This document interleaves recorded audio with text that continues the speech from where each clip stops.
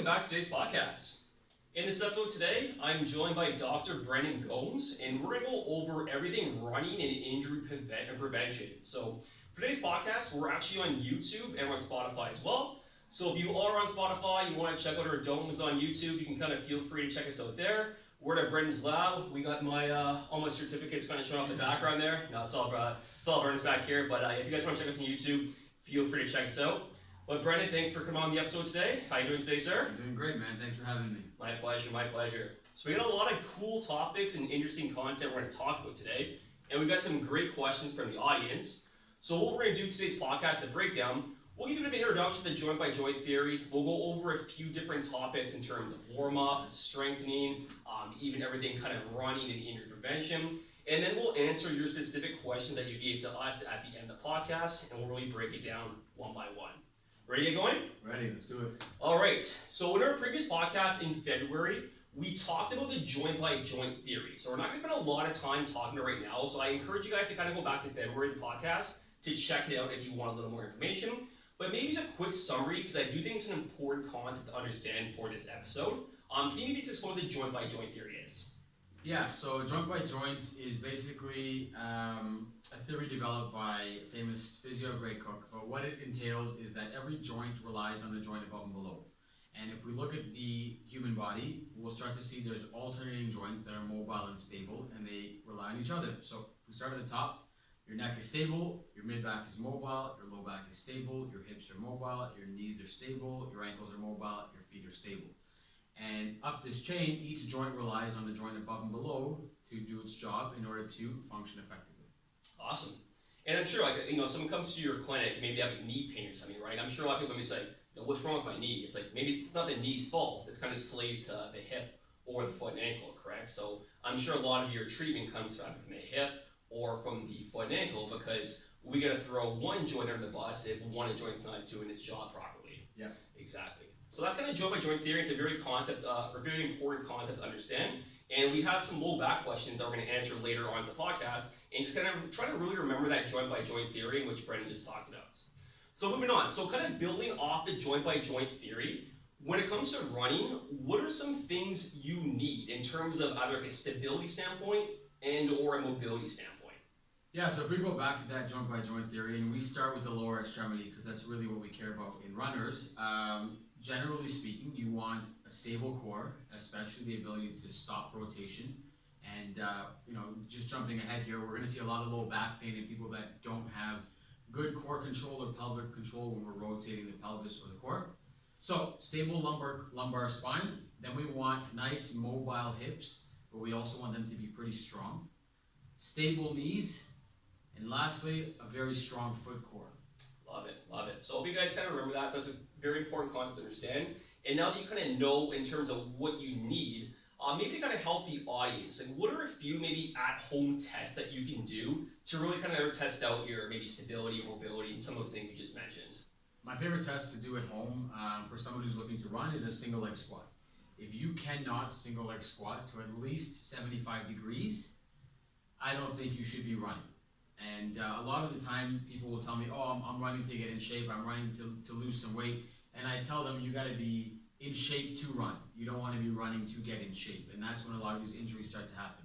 Outside of that, another good test is to do a star side plank. You should be able to hit 30 seconds.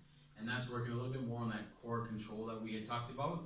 Or a single leg bridge for 30 seconds, which is, again, looking at that pelvic rotation and the ability to resist that. For those of you that want to look a little bit more, we do have a free ebook on our Instagram.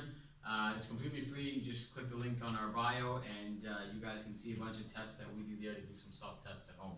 Yeah, so that's exactly it, guys. I know it's kind of hard for us to demo during a podcast, so kind of what Brendan said, check out his ebook on TheLab, and just a few tests you can do, like a single leg hip bridge test to kind of summarize here, that single leg squat test, and at least the star plank test as well, or side test as well. So there's a few tests you can kind of really do at home, guys, to kind of check some of that, specifically stability and even that control rotation. Yeah. So now you guys can kind of check that out at home. Like I said, feel free to Google it, feel free to check out Brendan's ebook on TheLab. Let's kind of dive into some of the strengthening and even the warm-up exercise that you recommend. So kind of like a two-part question, maybe, or even like one part you can maybe tie it in. But what are a few good strengthening exercises that you should do at the gym to really transition for injury prevention? And maybe what are a few good exercises you should do as a warm up before you actually run? Okay, so quite a big question here. I'll try and keep it as basic as possible. Yeah, But generally speaking, in the run, you want to be doing weight, or sorry, in the gym, you want to be doing weight bearing exercises. So I don't think there's a lot of carryover from doing clamshells or from doing hip bridges on your back, on a table, or on the ground, and then getting up and running and thinking that your glutes and your hips are going to work as well. yeah, You want to be doing things where you're bearing weight on your legs. So something like a crab walk side to side, or something like a hip thrust, or an RDL is going to have a lot more transference over to your running than something like a clamshell. That being said, if I had to pick some exercises to do at home, I would say anything single leg, so single leg squat, single leg deadlift, single leg step downs, any of that, as well as some anti-rotation core exercises such as crab walk side to side, Pallof presses, star side planks. These are all great exercises to be doing. fantastic. And hope you guys kind of really got the concept there. And a lot of exercises Brendan said, specifically for legs, a lot of single leg stuff, right? Because that's what running is, it's single leg. And like you said, I think a lot of people do, we want to strengthen our glutes, but we do something really that's not functional to running. We do clamshells, we're trying to strengthen our glute medius, but we're doing the abduction component of it, but we're not training its true function, which is frontal plane control, making sure our hips not inching and rotating in, make sure our knees not collapsing in. So you guys want to train specifically, as Brendan said, functional to the task you're doing, which is running in this case, which is a lot of single leg work and a lot of, like you said, the anti-rotation stuff like that. Okay, so let's say you find out you do have a bit of a movement flaw. You did that, you did some of those screens that they test themselves. And let's say, for example, someone's an avid runner, like they need running, they have some minor aches and pains, and you do find that you do have that movement flaw. How would you recommend approaching that? So would you recommend kind of maybe taking some time off and fixing those movement flaws? Or would you recommend just kind of maybe programming some of those quote unquote correctives into your warm up before you actually run? So first thing is, how bad is it? If it's something where you're running and it's constantly coming up, yeah, I'm going to recommend you come into the clinic, and I'm going to recommend that you get some treatment and fix that. If you're doing something and you're constantly having an achy Achilles, an achy knee, these aren't normal occurrences. If you're having your normal minor aches and pains from running, but generally you've been pretty pain free and you're running a good distance and you've been doing it for some time, I think there's some variability that we can allow between person to person, where you're not going to have a perfect test, but you're also not having pain and you're performing well.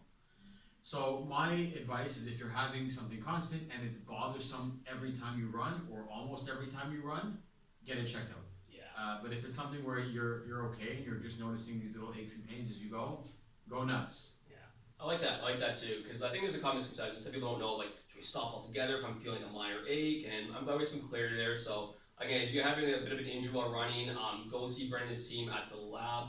It's just minor aches and pains. These are the typical ones. You can probably continue going, as Brendan just mentioned. Bang on. Okay, so now we're gonna kind of get into what are a few training and running errors you typically see. So for example, a patient comes to you, maybe our knees hurting or Achilles hurting. What are some common training errors that may lead to an injury like that? All right, I think we can both agree that the first one that we're going to see way too much of is too much too fast. Yeah. It's like the equivalent of not working out and then going to the gym 6 times a week and then wondering why you hurt, except people do that running and just assume that they're going to be fine.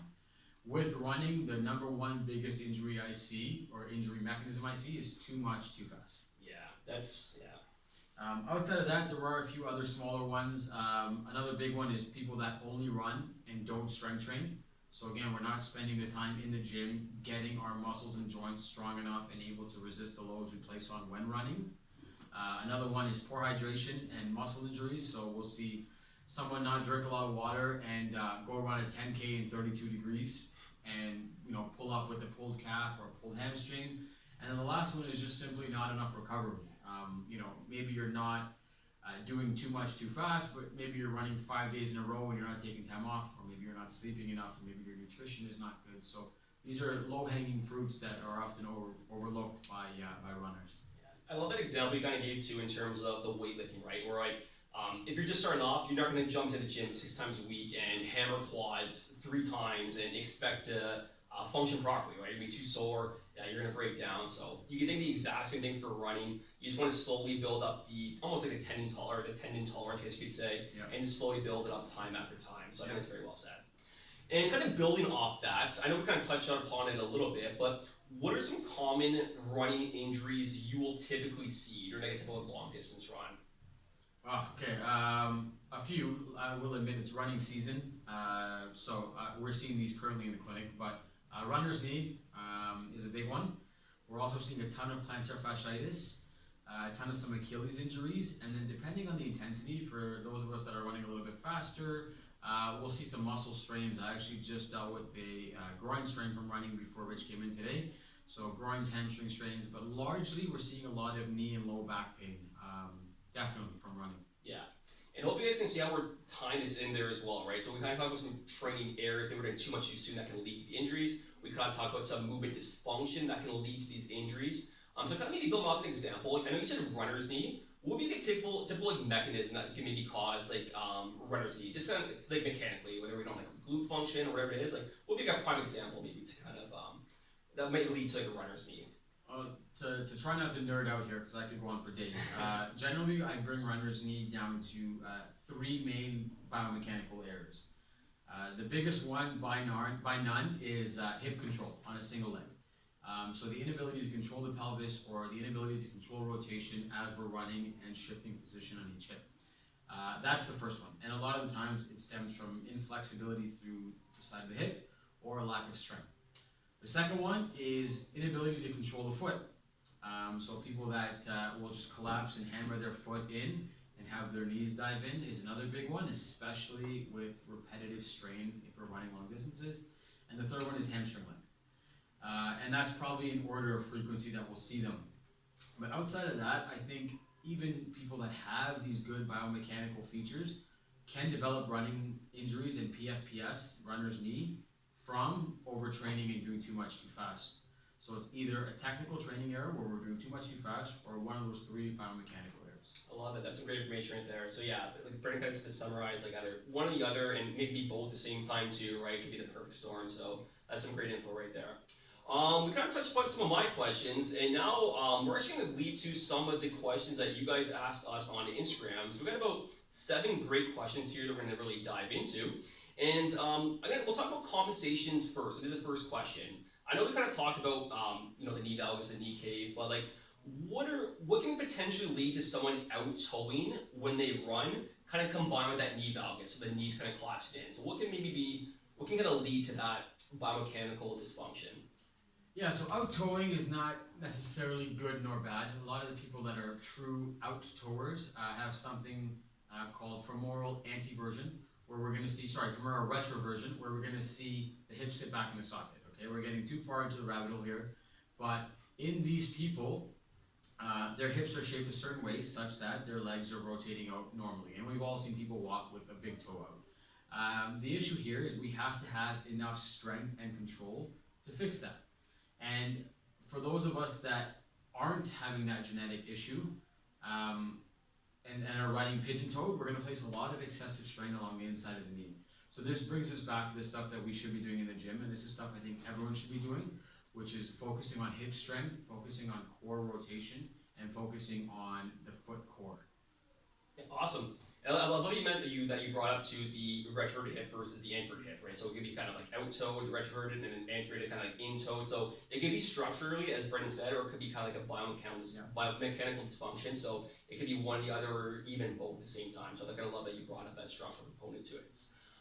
Funny question right here. I was gonna say funny, but just the way it's kind of worded. We had a couple questions in terms of lower back pain and running. And the question, I'll just kind of read out how it is. And that's running equals lower back tightness over here. What's the deal? Yeah, okay. So probably, again, as I said, one of the more common things we'll see. So before I dive into it, I'm going to just touch back on this joint by joint theory, okay? And a lot of the times the issue with running and low back pain is if you're having an injury that's building up over a period of time, it always almost tells me as a therapist that there's something biomechanically wrong, right? If I have a blown disc in my back, I take 5 steps, it hurts. It doesn't hurt after 15,000 steps, it hurts after 5 steps all the time. If I have something where I'm pain free and then over a period of time it gets worse, there's something that's not doing its job and it's just failing after a period of time. Largely in low back pain patients with running, what we're seeing is the inability to control the pelvis as we shift through the run. So in these patients, we're having a lack of hip control, a lack of hip strength, and the low back is taking a lot of the force. The second thing that we're going to see is the lack of the foot doing its job to control the forces coming upstream. And so we're having a lot of pounding on the pavement, which is then transferring up through the hip, through the knee, into the spine.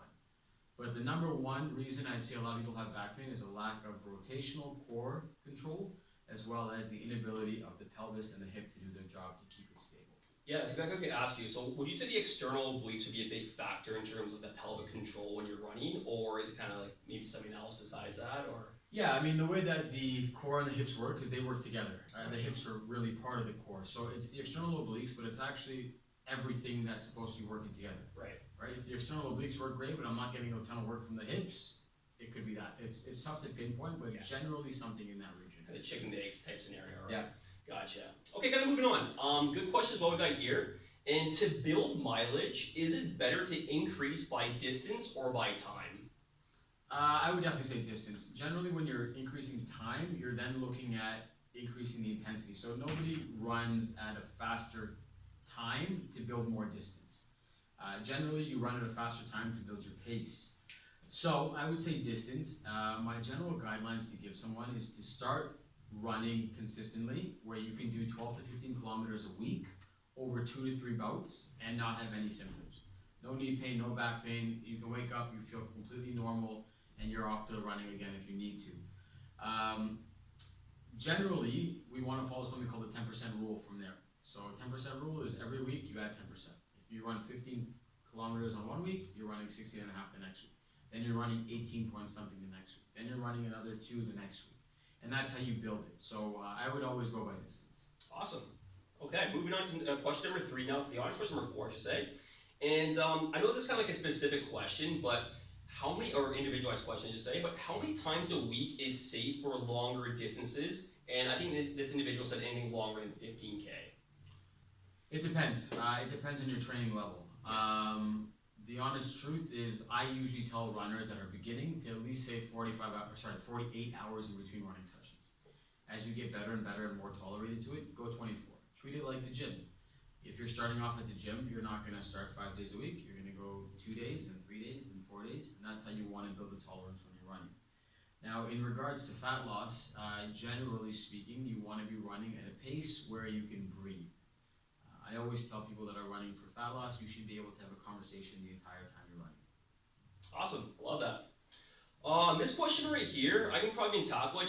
You can feel free to jump in after. So I'll kind of maybe answer first. If you want to jump in, you can maybe make some notes. And it's kind of like a strength and conditioning question or for fat loss. But the question is it better to run at a consistent pace for the whole session or take breaks for fat loss? And here's what I'd say for that. It depends on your intensity. So for example, if you're just like a steady state, consistent run, there's absolutely nothing wrong with that. But if you're going at a certain pace, you take a break, and you're in the same pace as you did previously, then I would say you'd probably want to try to just continue that run in terms of that steady state.